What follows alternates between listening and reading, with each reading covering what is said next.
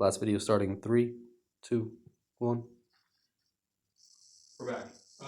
Really quick, going to go into our end zone set. End zone starts in what's called the red zone. The red zone is usually about, 10 to 15 yards off the goal line. I know Chef has said it before. Ideally, we all just know it's end zone and we all just go right into it. For the first probably semester we're running this, that's not going to be the case for people. But what we want to make sure is that as soon as someone hears end zone called, everyone starts echoing it. Doesn't matter who calls it, just someone has to call it, more than one person can call it. And once you hear it, everyone just starts saying end zone, end zone, end zone, end zone, end zone, and the sideline echo it too, so everybody on the field knows what's happening. The progression of looks changes a little bit. Basically, we're going to set our stack as deep as we can in the end zone. It's okay if this person or this and this person are even up the back of the end zone. Depends if the fields are too small, it's going to happen. Basically, you have your 4 cutters here. This is the front of the stack. They're going to have, probably, I don't want to give a specific measurement, but probably 3. somewhere around 5 yards. Mm-hmm. Like, give them enough space that they can get open without being poached by your defender. Some teams are going to bracket us here and put people there and there. If we see a lot of shit in the front of the end zone, we're just going to work with our handlers, and our handlers are good enough that we're fine. But basically, your first 4 stall counts, again, your progression of looks is this handler and this front of the stack. This person has 3, 4, 5 cuts to get open. They're not small cuts, but you're going to run sort of back and forth generally, and you're going to try to get open in a meaningful way, right? This defender, this spot is almost the hardest place to defend on the field. If you have a good thrower here with the disc, there's so much that this person can do, right? I feel confident in my breaks, right? So this person can even just, if I have the disc right, run straight to the cone, right? And that's fine, and usually we can find a break there. But the point is, this person has a couple seconds to get open, and once they do get open, you hit them in the end zone. Do not try to cram, a small angle inside. We've seen that not work in the past.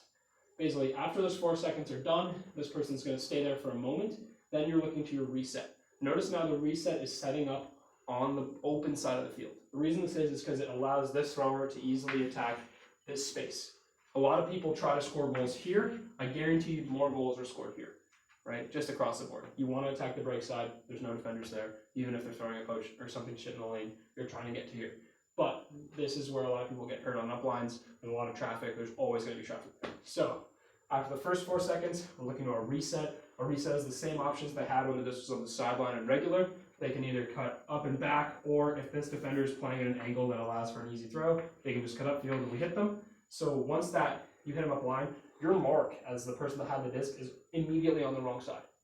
So what you now have a chance to do is you have a chance to cut after you make this throw straight up line into the space, and it makes for an easy continue for a goal, right? You go into throw go between these 2 players. Now the caveat to that, and the reason that doesn't always work, is because what happens a lot of times is this mark of this player will play off into the lane, which makes this a really easy throw, but it also means that if you try to make this up line, a lot of times they're going to have a roll call, and this defender will pick up this person, and this mark will go to the thrower.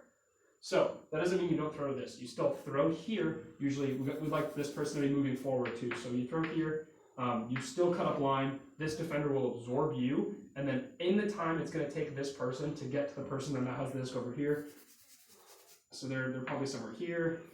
This person is being switched onto. You have 2, 3 stall counts to for this person to fill and for you to look for a break. So it's just like a regular offense, right? You break back to the middle of the field. Front of the stack, who was just cutting and now they're no longer active, has to keep watching the field. If they see that the roll comes, there's a switch, and they make eyes with this person, fill. Now what you're going to want to know is they're going to fill straight down into the space. And the next person to cut is going to be last in the stack, and they're going to cut hard to the break side cone, and this should almost always be open.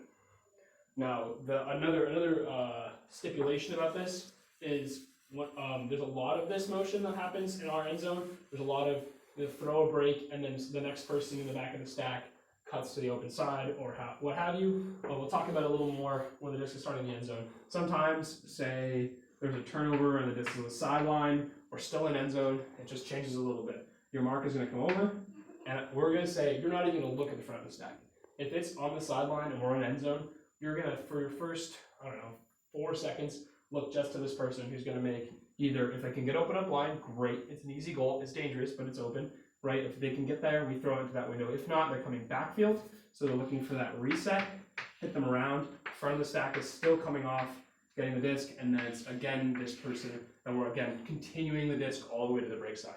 That's called cascading, right? You want the disc to just move in break throws to the break side. Now, a really important rule to know, because sometimes it's the front of the stack has the next cut when it's a break side throw, and sometimes the back of the stack has the next cut when it's a break side throw. The thing to know that's most important is imagine sort of an invisible line that goes through the middle of the stack, right? So say, right, the disc is here on the sideline, this person makes a great around cut, and this person has a terrific throw, right? So they're catching a break, moving halfway across the field, and now they have the disc past the stack vertically. When that's true, the person that has the right of way to cut is last in the stack. Sometimes, you know, both people will cut at once. They're both bringing their defenders into the space. Neither cut is viable, right? So what you want to be true is if there's a swing throw or a break throw that prompts break side cutting from the stack, if it's past the stack, then if the last in the stack has the right of way to cut, if it's not past the stack, then the front of the stack, or whoever is front of the stack, is now going to come down, and hopefully they'll be past the stack, and then last in the stack cuts. So even if you're up here and you haven't moved, and it's been 2 or 3 throws, or it's late in the stall count, it still might be your cut. It's just not going to be right away. And the same thing goes when we're in end zone. End zone's called. Back of the stack is going to stop cutting first, like they do regularly invert. They're going to give this person time to do what they need to do. Once that throw gets swung past the stack, if it does, then the back of the stack comes hard to the break side. Yeah, and when in doubt, if both make the same cut, because it's a little inconclusive at that time, or there's just a mental lapse, the back of the stack, just let the front of the stack have it. Stop. Typically, you'll see it happen within your first 3 steps of your cut, and just let them have it so that you don't bring your defender, and it's a 2-on-2, because we want to keep that 1-on-1 matchup that's higher probability for us. Offense, most of the time, is going to beat defense. I've seen both these players cut in the past. One of them pulls up, or they both pull up. The defender just comes through and gets blocks. Red zone turnovers suck. Converting in the red zone is a huge part of putting teams away early and holding leads for games. Teams that go up early win. Teams that win games are fucking dope, and this is a dope team. So let's focus on our red zone, end zone conversion, get that up, follow our end zone. If you have questions about anything that Kyle and I made today, drop your questions in the Slack. Odds are someone else wondering the same thing. You should watch all 3 of these videos. If you're getting to this point, you probably have. We'll review this stuff on practice Wednesday, practice Thursday, and then we can touch on it in the team meeting Thursday night. Otherwise, we'll see you guys then. Thanks for watching. Peace.